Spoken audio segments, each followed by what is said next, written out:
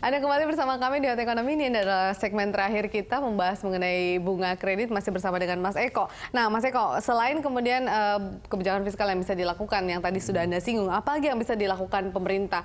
Artinya pemerintah juga kan dan BI juga punya target untuk pertumbuhan kredit di tahun ini seperti apa, dan juga mungkin bagaimana pertumbuhan ekonomi ke depannya, yang mana itu digerakkan oleh kegiatan usaha di dalam negeri sendiri juga gitu. Ya, kalau melihat targetnya sebetulnya Bank Indonesia setahu saya berbicara antara 10-12% untuk target kredit, laju kreditnya itu. Sementara OJK 9-11% begitu ya. Nah, tidak jauh berbeda sebenarnya, Mas, sebetulnya tidak jauh berbeda begitu ya, tetapi memang ini cara pandang yang agak berbeda begitu ya. Mungkin satu sisi mikro ya, hanya melihat dari perbankannya saja, terus satu lagi makro konteksnya begitu ya. Jadi mungkin agak lebih luas, dan juga ada semangat untuk tadi gitu ya.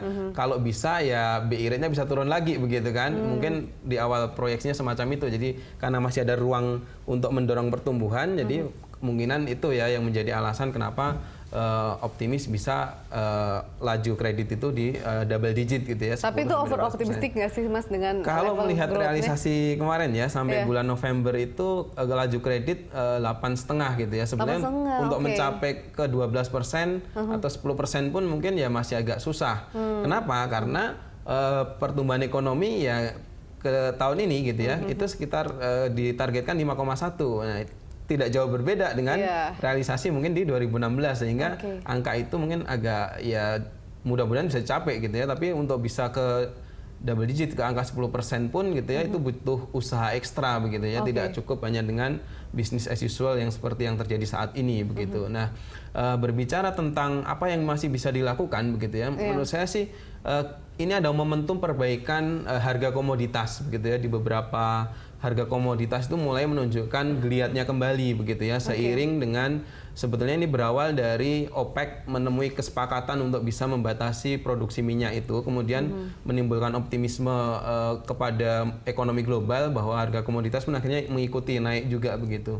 Nah, ini harus dimanfaatkan benar oleh pemerintah begitu ya, bukan dengan mengekspor barang mentah, bukan, tetapi tetap upaya menciptakan nilai tambah tetap dilakukan, tetapi coba buka kembali langkah-langkah untuk bisa meminimalkan hambatan-hambatan ekspor begitu. Ini cukup banyak begitu ya, hambatan-hambatannya gitu ya. Dan juga tidak hanya itu gitu ya, karena kalau hanya ekspor tapi kita nggak membendung impor juga, itu nanti ya saling meniadakan, jadi nggak ada efeknya. Kemarin gitu. sih baru ada fasilitas kita itu yang kemudian memberikan kemudahan impor dengan membebaskan beberapa bea itu tersendiri, dan tapi itu akhirnya membantu juga untuk produk ekspor yang memiliki nilai tambah begitu. Apakah itu juga sudah, artinya setidaknya itu memberikan kontribusi kah sebenarnya, Mas? Iya, kalau ini efektif gitu ya, ini punya dampak yang cukup besar bagi UMKM begitu, karena kan memang tadi ya UMKM menghadapi persoalan bunga yang lebih tinggi dari korporasi. Betul, ya 18% gitu ya. Terus kemudian ya memang salah satu langkahnya memang harus mengurangi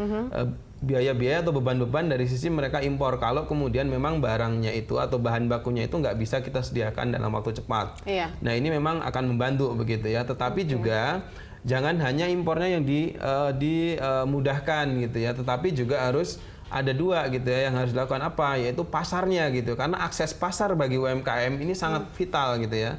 Nah, ini yang harus dibantu benar oleh pemerintah gitu ya, terutama untuk ekspor itu kan mereka butuh pasar di luar negeri gitu ya, butuh market intelijen mana yang prospektif gitu. Ini tugas-tugas pemerintah untuk memetakan mana negara-negara yang punya prospek bagus begitu. Nah, ya selain itu juga terkait harus ada gitu ya upaya nanti ke depannya tidak hanya membuka keran impor tadi gitu ya, harus ada bagaimana supaya bisa digantikan dengan bahan baku di dalam negeri gitu. Iya, jadi jangan bergantung hanya dari impor saja begitu ya, ataupun juga barang-barang yang hanya ada di luar. Baik, sepertinya pemerintah, BI dan OJK mengkalkulasinya harus lebih teliti untuk tahun ini, mengingat ada beberapa sentimen juga yang tadi kita sudah bahas, yang itu juga menjadi satu komponen yang sangat mempengaruhi begitu ya untuk suku bunga kredit kita ke depan, yang diharapkan bisa mendapat atau berada di level single digit. Terima kasih Mas Eko sudah bergabung bersama kami di Hot Ekonomi.